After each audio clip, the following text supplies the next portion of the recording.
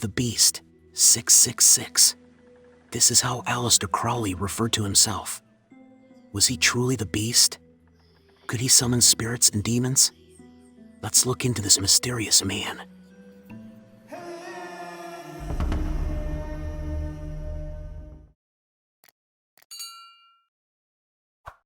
Aleister Crowley was born in England in 1875 and was a highly influential occultist, ceremonial magician, and writer. Crowley had a long and varied career, but one of the things he was most known for was his involvement in the occult and the practice of ceremonial magic. He was an avid practitioner of Fellama, a spiritual philosophy of his own creation. Fellama is a spiritual practice and religious group that was founded by Aleister Crowley in the early 20th century. Crowley's teachings are often referred to as magic or magical and involve rituals and practices designed to bring about spiritual transformation. Fellama's main principles are do what thou wilt shall be the whole of the law, and love is the law, love under will. Fellama is based on the belief that each individual has a unique path and purpose in life, and it is up to the individual to discover and live out this path. This is often referred to as the true will and is found through self-exploration and meditation. Fellama also teaches that a person can access higher levels of spiritual knowledge and power by connecting with their inner self and the divine. Fellama advocates for freedom of thought and encourages followers to question traditional religious beliefs and social norms. It also encourages its followers to embrace their own personal power and to take responsibility for their own lives. Fellama believes that individuals have the power to create their own destiny and to manifest their own reality. Fellama is often associated with occultism, mysticism, and hermeticism. However, it is not a religion and does not require any specific belief system or dogma. Rather, it is a spiritual path that encourages its followers to explore their own beliefs and find their own truth. Fellama has had a profound influence on many individuals and groups, including the Ordo Templi Orientis, the Church of Satan, and the Temple of Set. It has also had a significant influence on the Beat generation, particularly Jack Kerouac and Allen Ginsberg, who were both members of Ordo Templi Orientis. Fellama has been met with both praise and criticism over the years, but its popularity continues to grow and it is now practiced by individuals and groups all over the world. Its teachings of self-exploration and spiritual growth are a source of inspiration for many, and it has helped to shape the spiritual landscape of the modern world.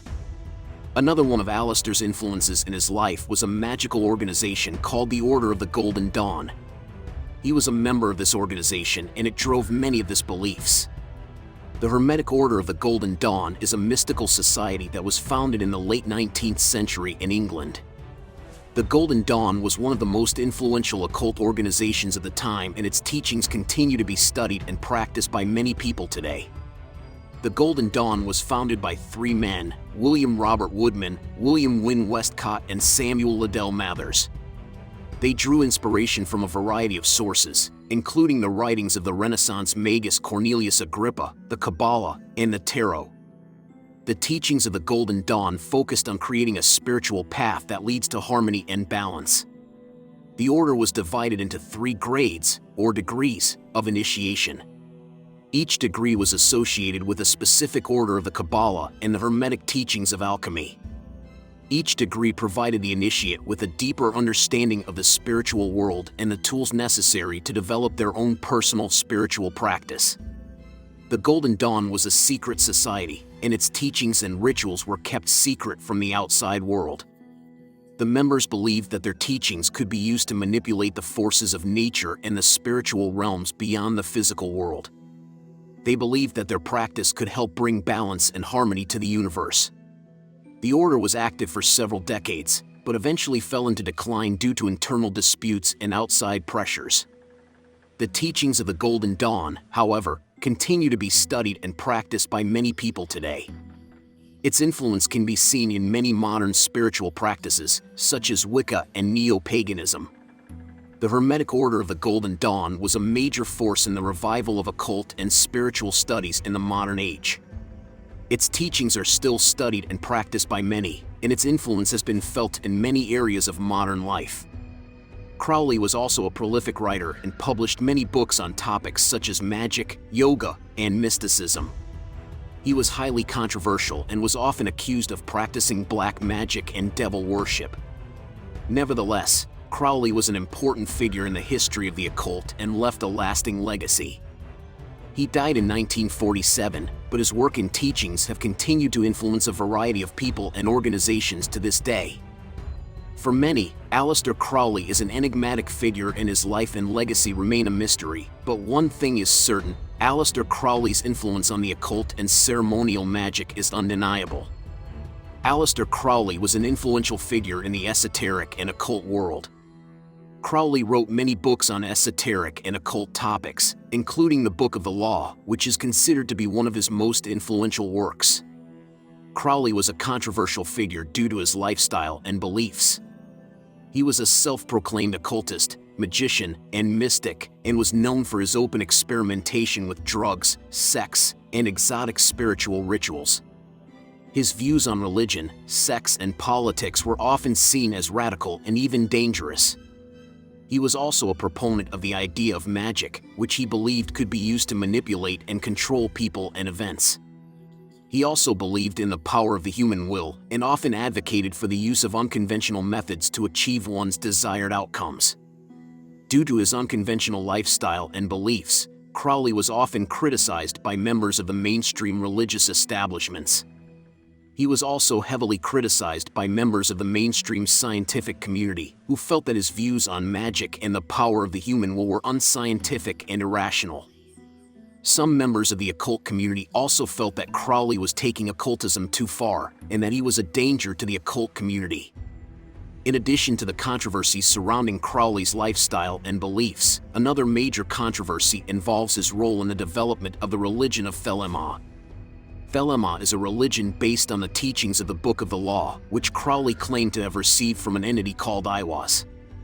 The Book of the Law was written by Crowley in 1904, and it serves as both a manifesto and a spiritual guide. It is divided into 3 chapters, each of which contains a set of instructions for spiritual enlightenment. The first chapter, Liber al vel legis, is a call to action, a declaration of personal freedom, and an invitation to join a new spiritual path.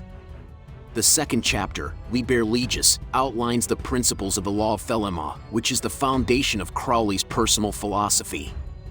Finally, the third chapter, Liber tzadi, is a collection of spiritual exercises and rituals designed to aid the reader in their spiritual development. The teaching found in the book were received by Aleister from an entity named Aiwass. Who is this entity? How did this spirit communicate with Aleister? Aiwass is a powerful spiritual entity who is often associated with the occult. It is believed that Aiwass is responsible for providing spiritual guidance and illumination to those who seek it. Aiwass is often seen as a masculine force and is said to be a personification of knowledge, wisdom, and understanding. Aiwass is thought to be the source of the original teachings of the Hermetic Order of the Golden Dawn.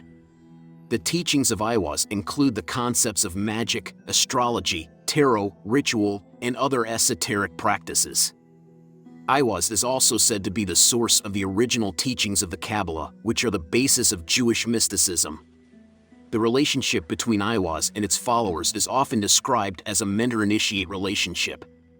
It is believed that Aiwass can provide guidance and insight to those who seek it, and also grant them the ability to explore their inner depths and gain a deeper understanding of their true nature and purpose.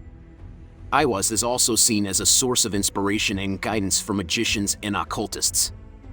Aiwass is thought to be able to provide guidance in the practice of magic and ritual, as well as the interpretation of tarot and other esoteric symbols. Aiwass is believed to be able to help those who seek it to become more powerful magicians and to gain a greater understanding of the mysteries of the universe. Aiwass is seen as a powerful spiritual entity who can provide guidance and illumination to those who seek it. By connecting to Aiwass, one is able to gain a deeper understanding of their true nature and purpose, as well as the power of magic and ritual. Those who seek Aiwass are often able to unlock their own potential to explore their inner depths and gain deeper understanding of the mysteries of the universe. Crowley believed that Fellama was the true religion of the new Aeon, and he was seen as the prophet of the new religion. Those that subscribe to Fellama believe that history is divided into a series of eons. However, many members of the occult community have criticized Crowley's role in the development of Fellama, and some have even accused him of being a cult leader. Despite the many controversies surrounding Crowley's life and work, he remains an influential figure in the history of occultism and esotericism. His influence can still be seen today in various aspects of the occult, such as in the development of Wicca and other forms of modern witchcraft. While many people may not agree with Crowley's views or lifestyle, there is no doubt that he was an influential and controversial figure in the history of occultism. Aleister in his Book of the Law had a profound effect on the occult community. It has been a major source of inspiration for many occultists and has been used as the foundation for a variety of esoteric orders and organizations. The book has also been credited with helping to bring about a spiritual and intellectual revolution, inspiring a new wave of magical thinking and spiritual exploration. Whether you believe Aleister is the beast, with the number of 666, or can summon evil spirits, or you believe Fellama is just a different way of thinking, it is a reminder that the individual is the source of his or her own potential and that the collective power of individuals can be used for positive change. Don't forget to like and subscribe for more adventures.